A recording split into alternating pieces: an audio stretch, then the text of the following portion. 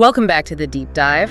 We're here to cut through the noise, sift your source material, and, well, pull out the insights that really matter to you. Yeah, exactly. And today, we are strapping in for, honestly, a surprisingly detailed look at a movie that critics really didn't like, but audiences, or at least a certain audience, absolutely loved. We're talking Horrid Henry, the movie, the 2011 British family comedy. That's the one. It's quite the deep dive into mischief, some very high-stakes spelling, believe it or not, and a surprising amount of corporate corruption, all sort of wrapped up in a kid's film. Based on the huge book series by Francesca Simon, of course. Mm-hmm.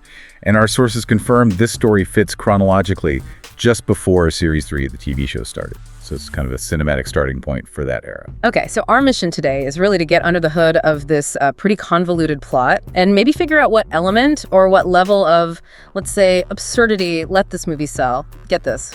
Over 750,000 DVD copies in the UK. Yeah, that number's huge, especially for film critics mostly panned.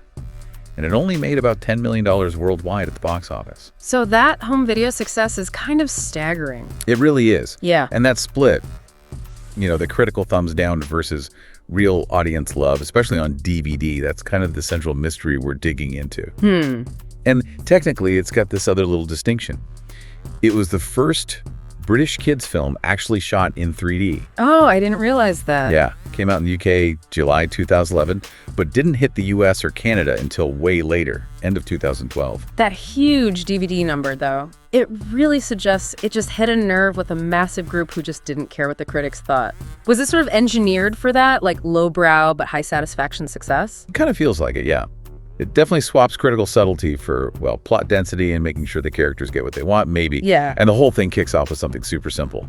Homework. Right. Let's get into the mechanics. Henry, true to form, hasn't done his homework. Classic Henry. And he gets his mate, Brainy Brian, to write a note saying his cat ate it. A timeless excuse. But Miss Battleaxe, his teacher, she sees right through it. And the way she figures it out is, well, it's brilliant irony. How's that? Well, the sources say Henry's notoriously bad at spelling right.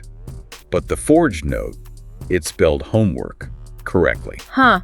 So his competence gave him away. Exactly. The lack of a spelling mistake was the clue. It couldn't possibly be Henry's own work. That's pretty funny. But while Henry's facing trouble for the note, the stakes suddenly ramp up way beyond just homework. We find out his school, Ashton Primary, is actually facing closure. Yeah, forced closure. And it's not just, budget cuts or anything normal. There's actual corporate scheming involved, which feels quite heavy for a children's movie. Who's behind it? The villain is Vic Van Winkle. He's the slimy headmaster of this posh private school, Brick House.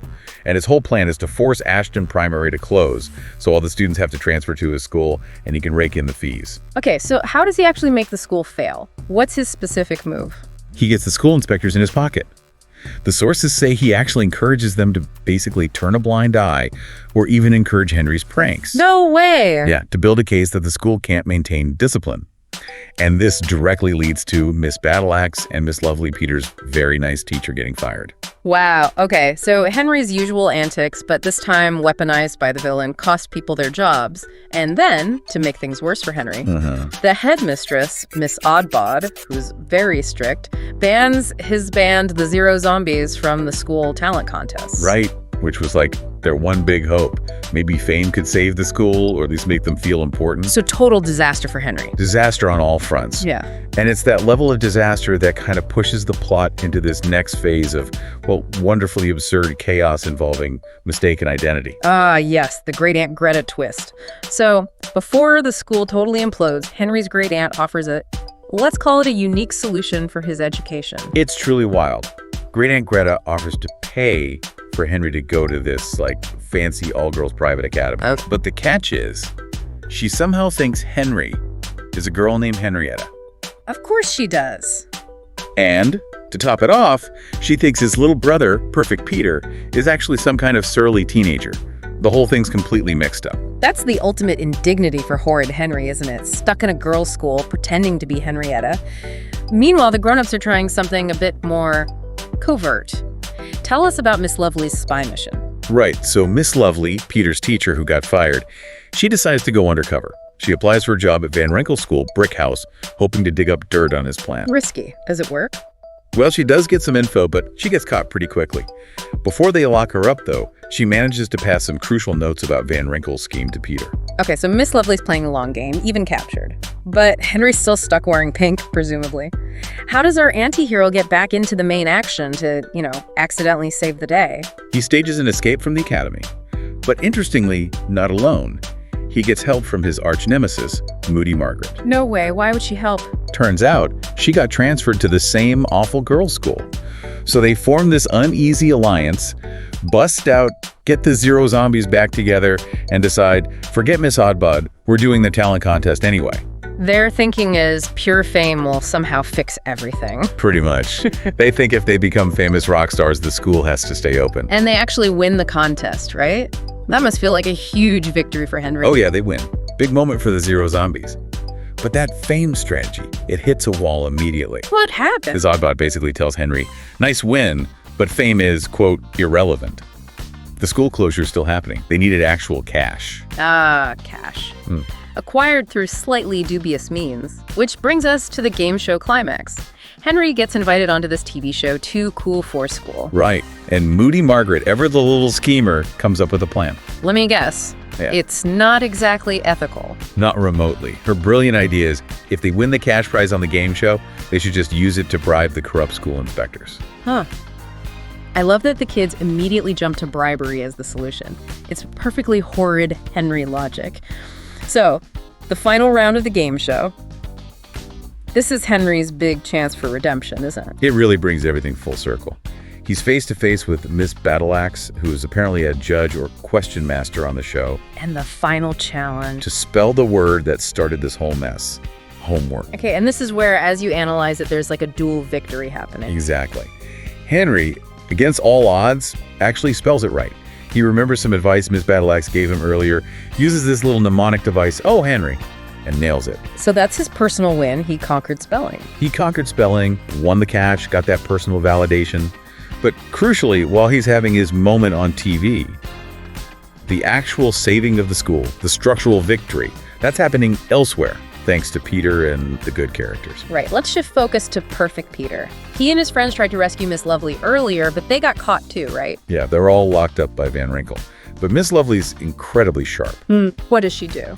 She basically tricks Van Winkle into gloating, getting him to explain his entire evil, corrupt plan out loud. Okay. All while Peter secretly has her mobile phone hidden, and it's on an open call to Miss Oddbod. Oh, brilliant. So Miss Oddbod hears the whole confession. Every incriminating word, she immediately calls the police. Classic. Okay, the police arrive. Surely Van Winkle tries to make a run for it. He does. He tries to bolt. But he doesn't get far. Why not? Because Peter, in a moment of quiet genius, had tied his shoelaces together.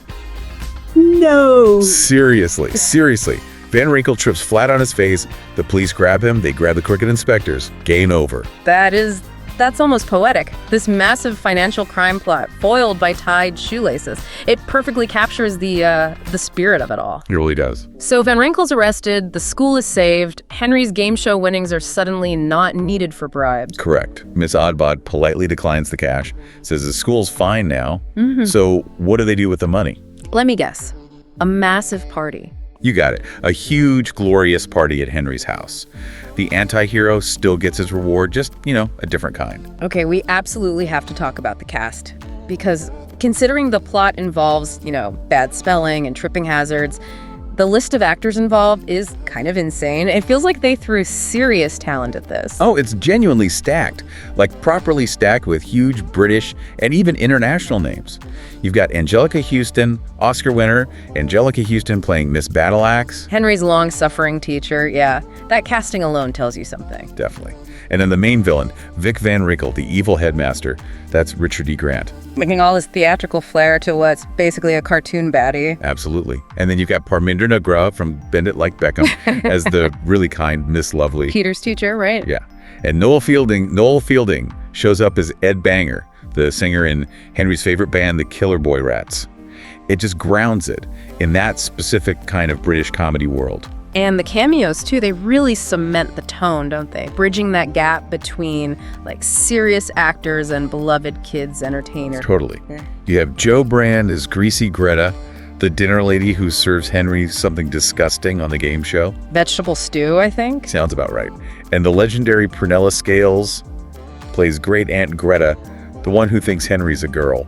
And who better to host the game show to Cool for School than Dick and Dom, actual legends of British kids TV. It just completes the whole ecosystem, doesn't it? They really adapted the whole world from the books. You've got the Purple Hand Gang. Yep, Rude Ralph, Moody Margaret. And my personal favorite, Beefy Bert, whose only line seems to be, I don't know. Classic Beefy Bert. And you've got the rivals, too. Sour Susan, who just copies Margaret. And Henry and Peter's really snobby cousin, Stuck-Up Steve.